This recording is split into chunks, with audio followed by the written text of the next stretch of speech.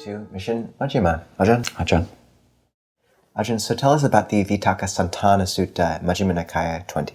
So the Vitakkasan Sutta, translated as the stilling of distracted thoughts, is all about just that. And the Buddha gives 5 ways for doing that. He starts off by saying that one who is pursuing the higher mind, the adhicitta, should from time to time pay attention to 5 marks. So should practice in these 5 ways.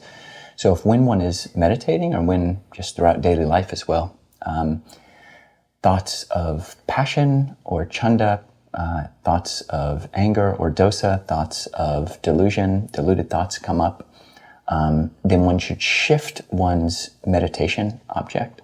So actually this is the acronym for these 5 methods, shift. So the first one is to substitute, the next one is to examine the harms, next is to ignore, then to fade off of it, and then the 5th is to throttle it. So that first way is, say you're just going about your day and thoughts of greed, anger, and delusion, passion, aversion, delusion come up, then you substitute another thought. Just as a carpenter would bang out a small peg in a board with another peg. You substitute. The next method, if that doesn't work, or the thoughts come back, the thoughts of greed, anger, and delusion come back, then you can examine the harms. So look at the drawbacks of thinking in that way. And here the Buddha gives an example of just as someone, a man or woman who is fond of adornment, might react if someone were to put the carcass of a dog or a snake or even of a human like draped around their shoulders like a boa. Then they would be disgusted, repulsed, humiliated by that. So you examine the harms. The third method is to ignore it.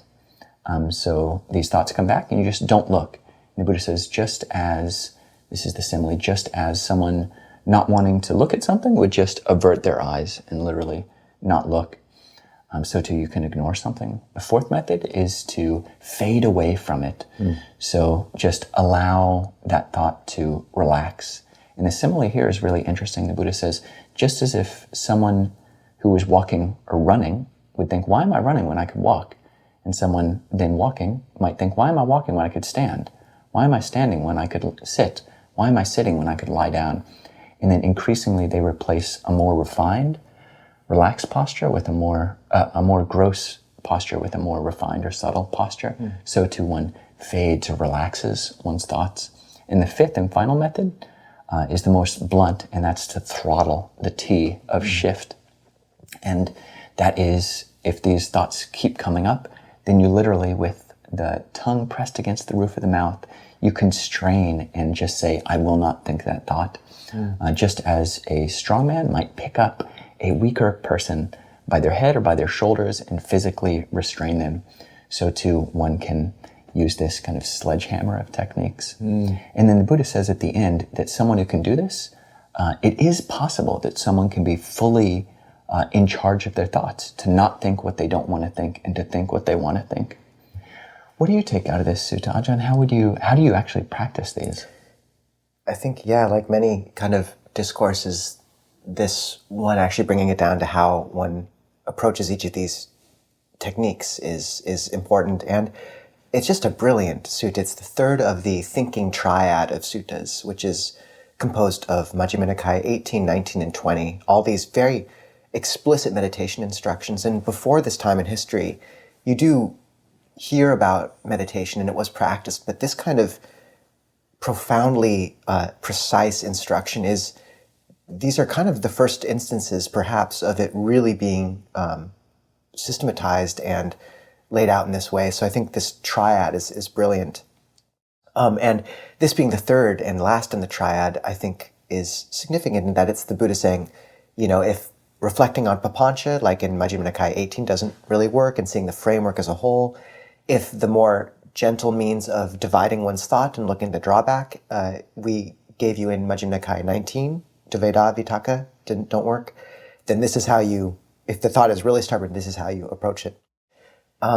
So the first, and it is a progression of approaches which one uses. And the first being just a simple replacement, as you noted, of replacing one thought with another. And really getting a feel for what antidotes are. If one is aversive towards a certain person or situation, or just has an aversive character type, bringing up a thought of metta, loving kindness. If one is trapped in lustful thoughts, then looking at drawbacks or contemplating the body and just its actual reality of constituent parts. If one is strongly drawn by delusion or these long threads of thoughts, bringing back to recollection of death, or just returning to one's meditation object. And someone wants to ask Longpo Cha, like, when do you know when to investigate a thought versus just kind of turning your attention back to your object? And Longpo Cha said, look, it's like you live in a village and you walk down the street and you see people you've seen 100 times before, and it's enough just to wave at them and then turn back to your walking. And for me, that's like this first means. You just turn back to your object, simple. It doesn't need much investigation. But Longpo Cha said sometimes you see someone who you haven't seen before, or maybe they're especially persistent. This is my addition to that part. And then you do have to engage with them in a different way. So this brings us to the second means, which is looking at the drawbacks, just as that very harrowing simile of the young person fond of adornments would feel repulsed and disgusted by seeing a carcass hung around their neck.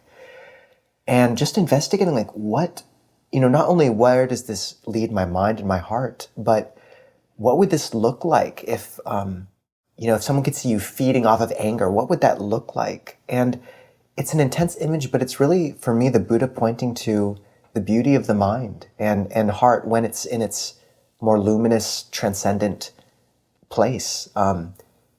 In that spot, you do feel the discord between that and these ugly thoughts of anger and addiction.